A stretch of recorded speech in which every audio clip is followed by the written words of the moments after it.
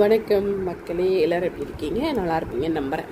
இப்போ என்ன ஒரு இதுனா, இந்த 2025 காலகட்டத்தில் நிறைய பெண்களை கொடுமைப்படுத்துகிற, அடிக்கிற, குடிச்சிட்டு அடிக்கிற, இல்லை ஏதோ சைக்கோத்தனமாக அடிக்கிற ஜென்ஸை தான் நியூஸில் எல்லாத்துலேயுமே நம்ம பார்த்துக்கிட்டு இருக்கோம்.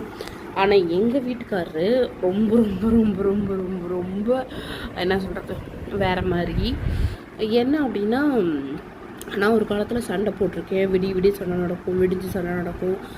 சில நாட்களில் ஃபோன் எடுக்காமல் இருந்திருக்காரு. அதெல்லாம் ஆரம்ப காலகட்டத்தில் சொல்லுவாங்க இல்லையா, ஒரு கல்யாணம் ஒரு 5 வருஷம் ஆனால் தான் ஒரு புரிதல் கிடைக்கும் அப்படின்ட்டு. அந்த மாதிரி இருந்த காலகட்டத்தில் அந்த மாதிரி நடந்திருக்கு. ஆனால் இப்போது கடந்த ஒரு 2 வருஷ காலங்களாக, அதாவது எங்கள் மாமனார் இறந்து 30 கும்பிட்டதுக்கு அப்புறம் ரொம்ப ஃபுல்லாக மாறிட்டாங்க. 2 வருஷ காலங்களாமே என்னென்னா, 2 வருஷத்தை விட்டுருங்க, அப்போ கூட சண்டை நடந்திருக்கு, அப்போ கூட சண்டை பண்ணியிருக்கோம் நாங்கள், எல்லாம் ஓகே.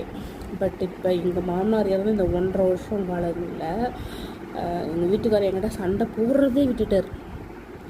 ஒரு சின்ன சண்டை, ஒரு 5 நிமிஷம் ஆர்கியூமெண்ட் நடக்கும், எதுக்காவது ஒன்று நடக்கும், சண்டை போடுறதே விட்டுட்டார்.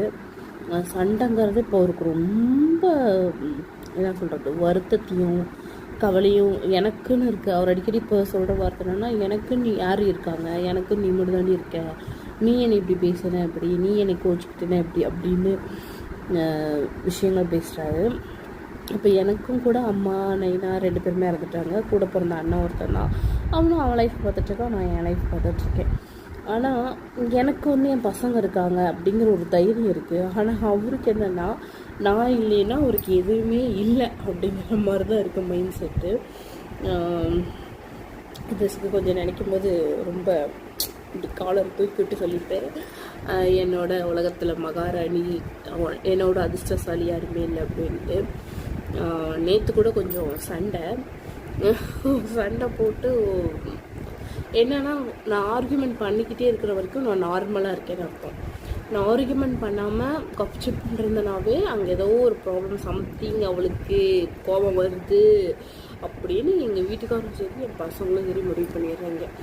ஸோ அதனால் சண்டை போகிறதுக்கு வாய்ப்பே இல்லை. நானும் மற்ற லேடிஸ் மாதிரி ஒரு 2 நாள் சண்டை போட்டு பேசாமல் இருக்கணும் அப்படிலாம் நினைக்கிறேன். நடக்காது போல் இன்னும் வாழ்க்கையில். ஸோ அந்த வகையில் நான் ரொம்ப கொடுத்து வச்சது தான். கோடியே இல்லைனாலும் இருக்கிற லட்சங்களை வச்சு நான் சரியாக இருக்கேன் என் புருஷன் மனசில். அது போதும், சந்தோஷமாக இருக்குது. கடவுளுக்கு நன்றி.